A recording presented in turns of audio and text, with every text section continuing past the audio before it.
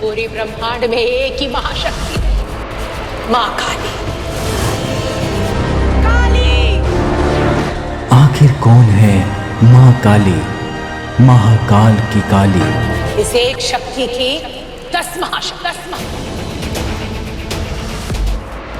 कभी तंत्र, कभी मंत्र, कभी ऋषियों और मुनियों के ज्ञान, कभी रोचक तांत्रिक कहानियां, यहाँ आपको सब कुछ मिलेगा।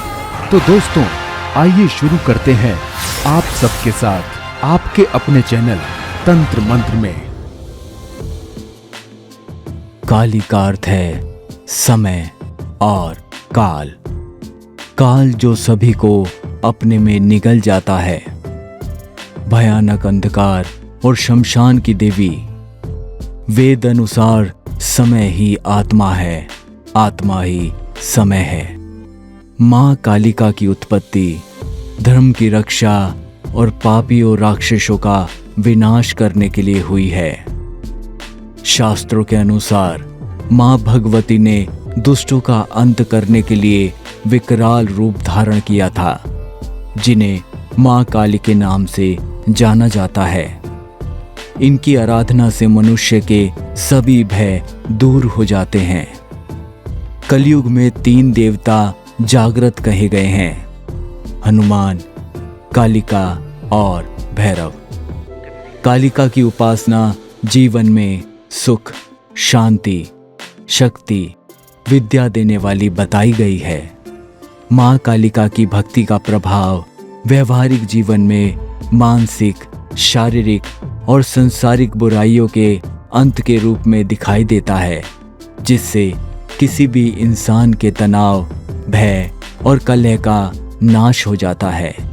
माँ दुर्गा का विकराल रूप है माँ काली, और ये बात सब जानते हैं कि दुष्टों का संहार करने के लिए माँ ने ये रूप धारण किया था।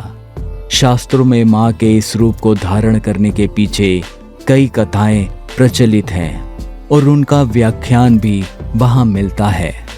आइए जाने माँ के इस भयंकर रूप के पीछे की कथा। सभी देवी देवताओं के जन्म की कई कहानियां प्रचलित हैं और बिल्कुल इसी तरह माँ काली के जन्म से जुड़ी कई कथाएं सुनाई जाती हैं। उन सभी कथाओं में से एक कहानी है जो सबसे ज्यादा प्रचलित है। वीडियो अच्छा लगे तो वीडियो को लाइक, शेयर और चैनल को सब्सक्राइब करके बेल आइकन को प्रेस करना मत भूलिएगा।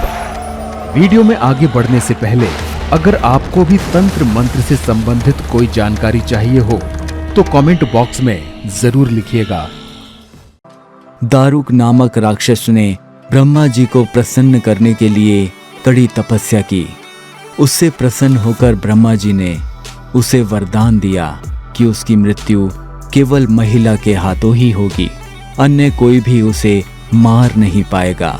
वो राक्षस ब्रह्मा जी के वरदान का गलत फायदा उठाने लगा और उसने सारे ब्राह्मणों, संतों और देवताओं का जीना मुश्किल कर दिया। उसने अपनी शक्ति से सारे अनुष्ठान बंद करवा दिए और स्वर्ग पर अपना राज जमा कर बैठ गया। शक्तिशाली राक्षस दारुण का अत्याचार तीनों लोकों में बढ़ गया था। तीनों लोकों में सभी इससे बहुत परेशान थे। सारे देवता दारुण के हाथों मात खा चुके थे। सभी देवता ब्रह्मा और विष्णु के धाम पहुंचे। ब्रह्मा जी ने बताया कि ये दुष्ट केवल स्त्री द्वारा मारा जाएगा। सभी देव स्त्री रूप धर दुष्ट दारुक से लड़ने गए, परंतु वह दैत्य अत्यंत बलशाली था। उसने उन सभी को परास्त कर भगा दिया। इस कारण सभी देवता हाथ जोड़कर ब्रह्मा जी के पास पहुंचे कि वे इसका कोई समाधान निकालें।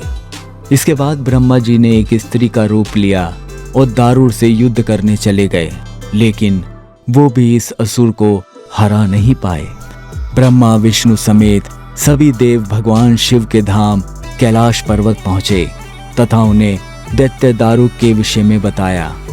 भगवान शिव ने उनकी बात सुन मां पार्वती की ओर देखा और कहा, हे कल्याणी, जगत के हित के लिए और दुष्ट दारुक के वध के लिए मैं तुमसे प्रार्थना करता हूँ।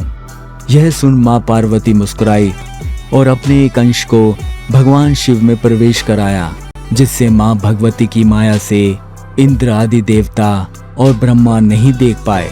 उन्होंने देवी को शिव के पास बैठे देखा। माँ भगवती का वह अंश भगवान शिव के शरीर में प्रवेश कर उनके कंठ में स्थित विष से अपना आकार धारण करने लगा। विष के प्रभाव से वह काले वर्ण में परिवर्तित हुआ।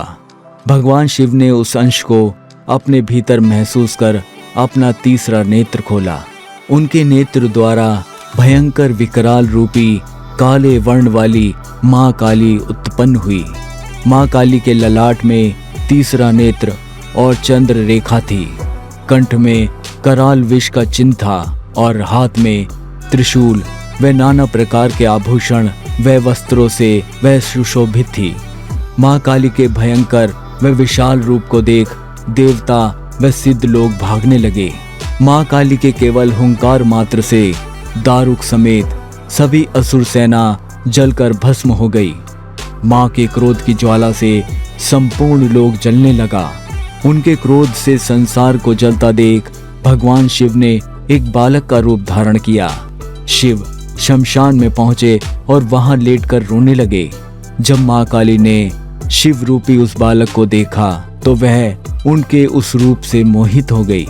वात्सल्य भाव से उन्होंने शिव को अपने हृदय से लगा लिया तथा अपने स्तनों से उन्हें दूध पिलाने लगी। भगवान शिव ने दूध के साथ ही उनके क्रोध का भी पान कर लिया। उनके उस क्रोध से 8 मूर्ति हुई जो क्षेत्रपाल कहलाई। शिवजी द्वारा माँ काली का क्रोध पी जाने के कारण वह मूर्छित हो गई। देवी को होश में लाने के लिए शिवजी ने शिव तांडव किया। होश में आने पर माँ काली ने जब शिव को नृत्य करते देखा तो वे भी नाचने लगी, जिस कारण उन्हें योगिनी भी कहा गया। तंत्र ग्रंथों में माता काली के 9 रूपों का वर्णन बताया गया है, जिसमें काली, दक्षिणा काली, उग्र काली, शमशान काली, काम कला काली, कंकाली, रक्त काली, श्यामा काली और वामा काली शामिल हैं। इतना ही नहीं, काली 10 महाविद्याओं में पहली महाविद्या है। सनातन हिंदू धर्म के शाक्त संप्रदाय के अलावा तांत्रिक बौद्ध और अन्य संप्रदायों में भी काली की पूजा होती है। तांत्रिक बौद्ध धर्म में भयानक रूप वाली योगिनियों, डाकिनियों जैसे व्रज योगिनियों और क्रोध काली की पूजा होती है। 10 महाविद्याओं में से साधक महाकाली की साधना को सबसे शक्तिशाली और प्रभावशाली मानते हैं, जो किसी भी कार्य का तुरंत परिणाम देती है। साधना को सही तरीके से करने से साधकों को अष्ट सिद्धि प्राप्त होती है। महाकाली को खुश करने के लिए उनकी फोटो या प्रतिमा के साथ महाकाली के मंत्रों का जाप भी किया जाता है। इस पूजा में महाकाली यंत्र का प्रयोग भी किया जाता है। इसी के साथ चढ़ावे आदि की मदद से भी माँ को खुश करने की कोशिश की जाती है। अगर पूरी श्रद्धा से माँ की उपासना की जाए तो आपकी सारी मनोकामनाएं पूर्ण हो सकती हैं।